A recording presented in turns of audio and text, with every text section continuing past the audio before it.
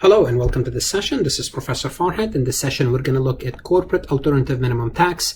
And this is part 2 of this series of lectures. In part 1, we'll introduce the corporate alternative minimum tax. In this session, I'm going to be using some numbers to illustrate the concept. So this is what we did real quick in the prior session. We went over the formula. This is the formula for the corporate alternative minimum tax. In this session, we are going to look at some numbers just to see how it works. So the first thing we're going to look at is we're going to look at some adjustments. Okay, so how does adjustments work? Well, for example, we said depreciation is a form of an adjustment. Why? Because the way we compute regular depreciation, it's accelerated comparison to the AMT depreciation. So we have two depreciation methods. One is for MACRS, which is accelerated for regular income tax, and the other one is the slower method for AMT. And we did the same thing, just by the way, we did the same thing when we did personal alternative minimum tax. So that was one of the adjustments. So let's assume a company, assume a company deducted $3,100 of depreciation expense for regular tax. So the regular tax depreciation is $3,100,000. And for the purposes of the AMT, they deducted $2,500,000. Well, there's a difference. Why? They did not take enough depreciation for AMT. They took $600,000 less of depreciation. So what's going to happen to their AMT? Their AMT, it's going to go up. Their alternative minimum taxable income, AMTI to be more specific, alternative minimum taxable income will go up by how much? By $600,000. What do I mean AMTI goes up by $600,000? Let me show it to you on the Excel sheet. So on the Excel sheet, let's assume we are starting regular corporate taxable income is $5,150,700. This is just given. Now what we have is we have an adjustment of $600,000. It's a positive adjustment. Remember, adjustments could be pluses or minuses. This is a plus because we need to add $600,000 adjustments as an AMT adjustment. Okay? Because remember, we deducted, so simply put, why are we doing this? Because we deducted, let me just show you real quick. I want you to think of this way. We deducted, in that line, we deducted, I'm going to put this negative, $3,100,000. We deducted depreciation of $3,100,000 for regular taxable income. Well, when we do AMT, when we compute our AMT, it should be only $2.5 million. Therefore, by adding $600,000 to regular income, it's as if we only deducted $2.5 million. So let me do it one more time. So this way, hopefully, I want you to understand the concept because the concept is important. You deducted $3,150,000 to get to this figure. But you're supposed to only deduct $2.5 million for AMTI. Therefore, what you do is you add to your you add $600,000 to your taxable income. And by doing so, it's as if you only deducted $2.5 million for AMT depreciation. Okay, hopefully you can see this. So this is basically what we did. So this is a positive adjustment. Again, adjustments could be positive or they could be negative. This is a positive adjustment. Now, remember what we talked about in personal AMT. Every time there's a difference in depreciation, it means there's a difference in what? It means there is a difference in the cost basis. There's a difference in the basis of the asset. And if there's a difference in the basis, it means there's a difference in gains. Most probably there's a difference in gain and losses, assuming that the asset is not fully depreciated for both regular and AMT. Because if the asset is fully depreciated for regular and AMT, the basis is 0 for both. But assuming it's not, during their lifetime, the basis will differ. So we're assuming here we're disposing the asset before its life, before it's fully depreciated. Okay. So difference in depreciation methods cause difference in the adjusted basis, of course.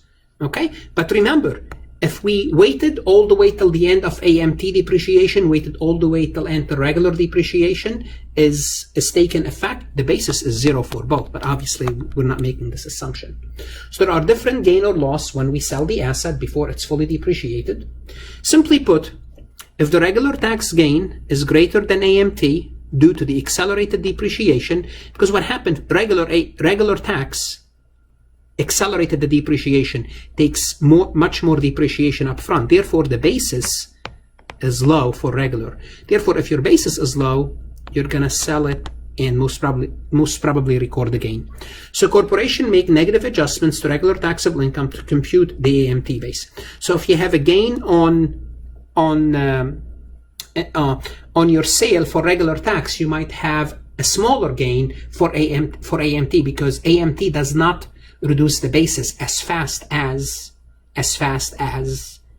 regular tax. So simply put, let's assume we have two assets, and this is, I'm just gonna call, like, let's assume this is 20,000 and this is 30,000.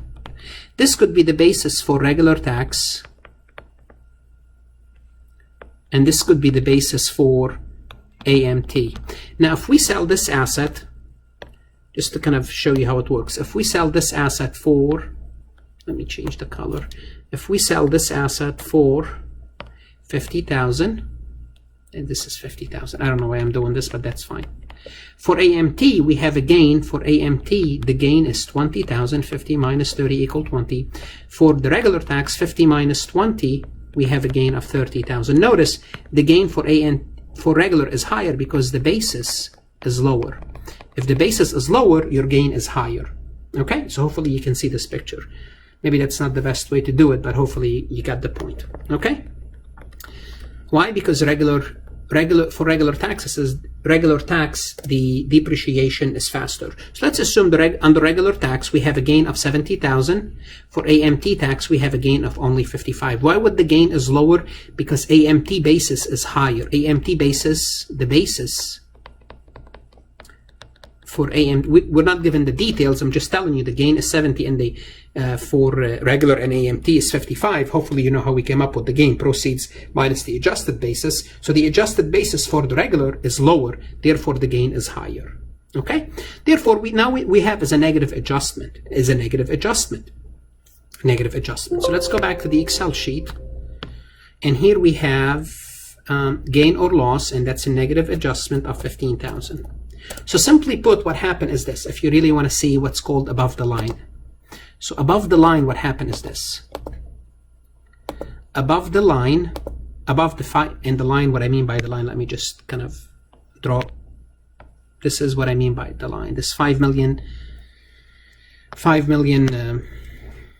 let me do it in a different way because this is taking too much. So this is basically before we got to the regular income. Let me just go ahead and highlight this.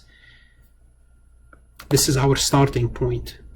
So before we got to the starting point, before we get to the green line starting point, we added gains. So included in that $5,150,700 gains of 77,000. This is for regular tax. For AMT, the gain should be only 55. Therefore, we reduce our regular taxable income by 55. Therefore, getting a gain of exactly 50, reducing our taxable income by 15. So we included 77,000, then we reduce it by 15. The gain for AMT is only 55. Okay, so we indirectly end up with a gain of 55 for AMT as we wanted to do. Indirectly, we did so. Indirectly.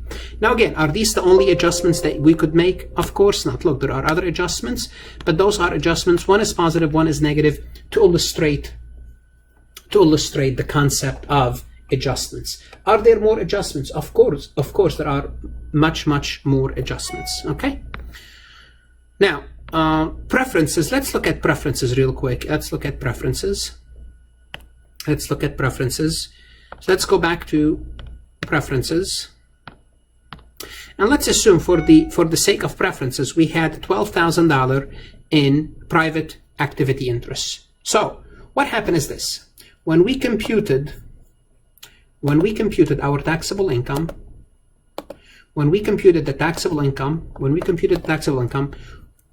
no private activity interests.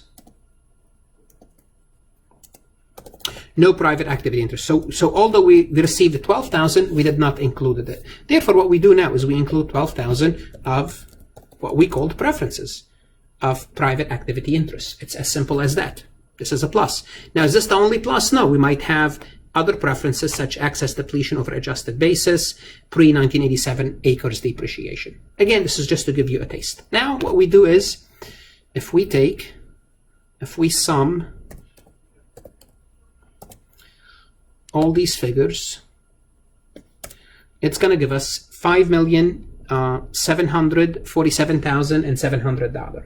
We call this unadjusted AMTI. Why? Because we need to still adjust it for something we called ACE. Because now we're going to go into the ACE adjustments. The ACE adjustments, this is a list.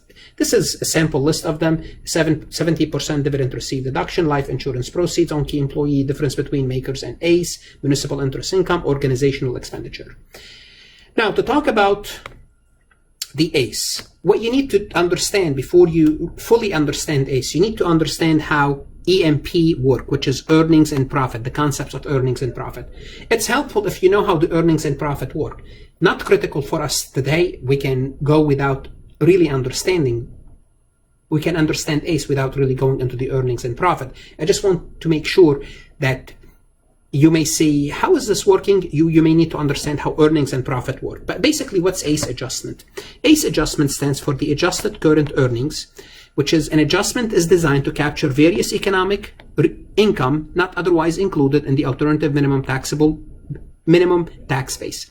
So there are certain income that you don't include, such as municipal interest income. You don't include in your income, now you recapture it as an adjustment. Okay? Unlike other adjustments, the ACE adjustments is not tied to any one item. To calculate ACE adjustment, to calculate properly the ACE adjustment, a corporation must first compute its adjusted current earnings, which is, we are not going to show you how to compute adjusted current earnings, because that's a long topic by itself, but we can survive without going in details about without going in details over adjusted current earnings. Okay?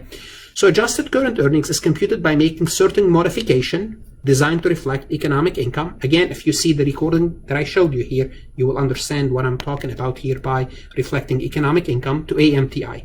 Once the corporation has computed its ACE, it determines its ACE adjustment by subtracting alternative minimum taxable income from ACE and multiplying the difference by 75%. Well, guess what? We are not going to do this computation. Okay, we're not going to do this computation. What are we going to do is this. When we have an ACE adjustment, such as a tax-exempt interest, death benefit from life insurance contract, 70% dividend received deduction, hopefully you know what 70%, not 80 and not 100, we don't make adjustment for those. Organizational expenditure that were expensed during the year, and the difference between gain reported under the installment method and the gain reported under regular, which is accrual method. So notice most of them are pluses. And for example, the installment gain could be a plus, could be a minus. So what we do is this. We'll take all these adjustments, we net them out, then the adjustment is only 75% of those. Okay, when it comes to the ACE adjustment, we only add or subtract 75%. Okay, let's take a look at an example. Let's assume that the only ACE adjustment is $21,000 dividend received deduction. So on our income tax return on the 12/20, we deducted $21,000 in dividend received deduction. Our ownership is 70%. If our ownership is 70%, then guess what? We have to recapture this. Do we recapture the whole thing? No. For ACE adjustment, we only recapture 75% of it. Therefore, we'll take 21,000 multiplied by 25%. Okay? So we have a positive adjustment of 15,750. So we multiplied by 75, not 25. We don't include 25, which is we include 75. So we multiplied by 21,000 times 75% will give us 15,750. What do we need to do? Since we took that dividend received deduction, so let me go back to the Excel sheet and show you how it works.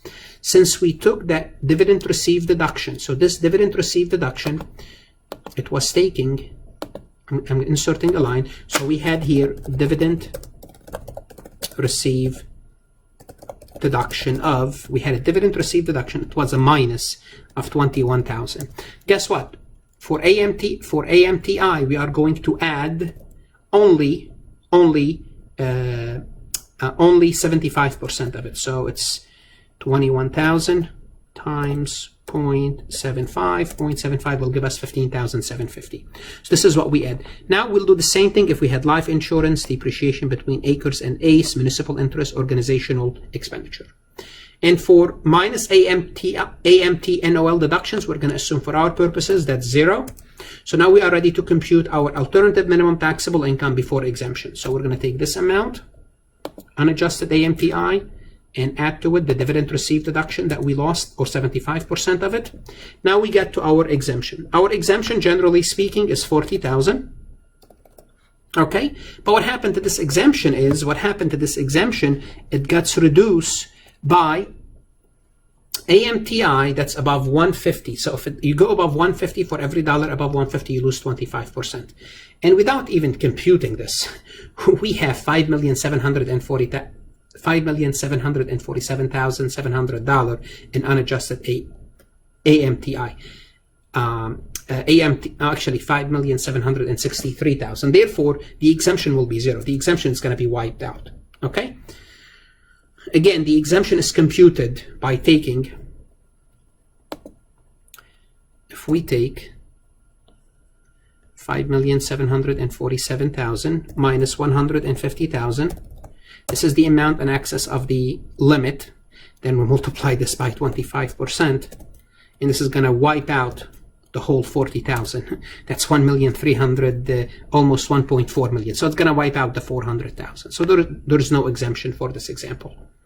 Well, then our AMT base is this minus 0, which is the exemption, give us 5,763,450. We're going to multiply this by 20, and that's our, we're going to multiply this by 20.